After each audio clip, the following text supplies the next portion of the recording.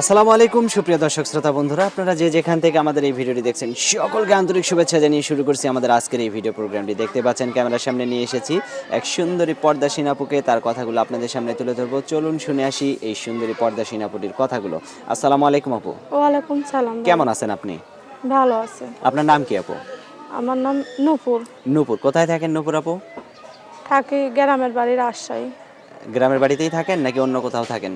এখন বর্তমানে ঢাকাতে আছি ভাই। ঢাকায় কি করেন আপনি? এখানে আইছি কিছুদিন ধইরা, এখন কইতাছি গার্মেন্টসে ঢুকবো, এই আশা নিয়ে আইছি। এই আশা নিয়ে আসছেন? জি। আপনার স্বামীও আসছে আপনার সাথে? না ভাই, স্বামী নাই? না। বিয়ে হয় নাই?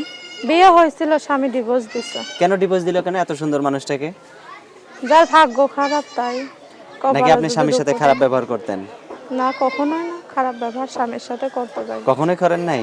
তাহলে আপনার স্বামী আপনাকে ডিভোর্স দিয়েছে না আপনি আপনার স্বামীকে ডিভোর্স দিয়েছেন? সে আরেকটা বিয়ে করছে ভাই। সে আরেকটা বিয়ে করছে? জি। আপনার মতো সুন্দরী পর্দাসীন বউ থুয়ে আবার আরেকটা বিয়ে করছে?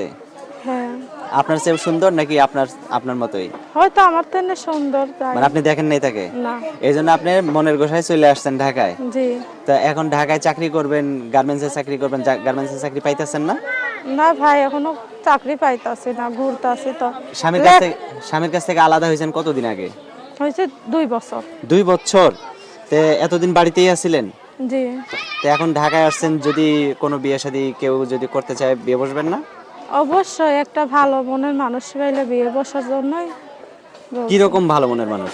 সে যেমনই হোক না কেন, আমার তাতে কোনো সমস্যা নাই। যদি একজন সে রিকশা চালক যদি- হয়? সে যদি আমার ভালোবাসে মন থেকে, হুম।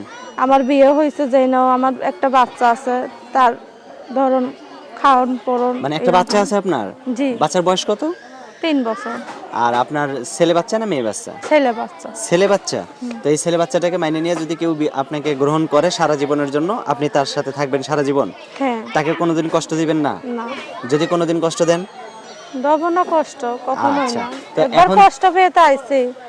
এখন চাই দর্শক ভাইদের বলছি যে একটা সুন্দর একটা মানুষ পাইলে, যে আমার বাচ্চারা আমার দায়িত্ব নিব, আমার একটা সেলাই মেশিন কিনা দেওয়ার ব্যবস্থা করব। সেলাই মেশিনের কাজও পারেন আপনি? জি। আচ্ছা, মাশাআল্লাহ, অনেক সুন্দর কথা। আপনার কথাগুলো খুবই ভালো লাগলো। তো এখন যদি আপনাকে কোনো বৃদ্ধ লোক বিয়ে করতে চায়, বিয়ে বসতে পারবেন? হ্যাঁ, বয়স্ক মানুষই আমি চাই। আমি কম বয়স্ক মানুষের কাছে আমি বিয়ে বসতে চাই না। কম বয়সের মানুষের কাছেই বিয়ে বসতে চান? না, বয়স্ক ও মানে মানুষের বয়স্ক কাছে। মানুষের কাছে বিয়ে বসতে জি, চান? জি। আচ্ছা, এখন আপনি তো এখানে অনেক সুন্দর পর্দা করে ভিডিও করতেছেন, আপনার মুখটা যদি কেউ দেখতে চায়, আপনার কি ক্যামেরা সেট আছে? না, এখনো ক্যামেরা সেট নাই। তাহলে যদি কেউ আপনার মুখটা দেখতে চায় কিভাবে দেখবে? এখন কে ভাজে দেখবো, দেখা তো যাবো না। সে যদি ব্যবস্থা করে দেয় তাহলে দেখতে পারবে নাকি? জি। আচ্ছা, তো আপনার ফোন নাম্বার মুখস্থ আছে না? আমার হাতে যেটা আছে এটাই? ওই যে আপনার হাতে যেটা আছে। এই নাম্বার সঠিক আছে তো না? হ্যাঁ, সব। আমি বলি, আমার সাথে আপনিও বলেন। আচ্ছা। 013 013 42 42 711 711 9 9 45। 45। এটাই তো আপনার ফোন নাম্বার? জি, এটা আমার নাম্বার। আচ্ছা, আর কিছু বলার আছে? আপনার ফোন নাম্বার তো দেওয়া হয়ে গেল। না ভাই, আর কিছু বলার না। আচ্ছা, ঠিক আছে আপু, আপনার নামটা আরেকবার বলেন। নূপুর। নূপুর। তো ঠিক আছে নূপুর আপু, ভালো থাকবেন। প্রিয় দর্শক, আপনারাও ভালো থাকবেন। আজ এ পর্যন্তই। আল্লাহ হাফেজ।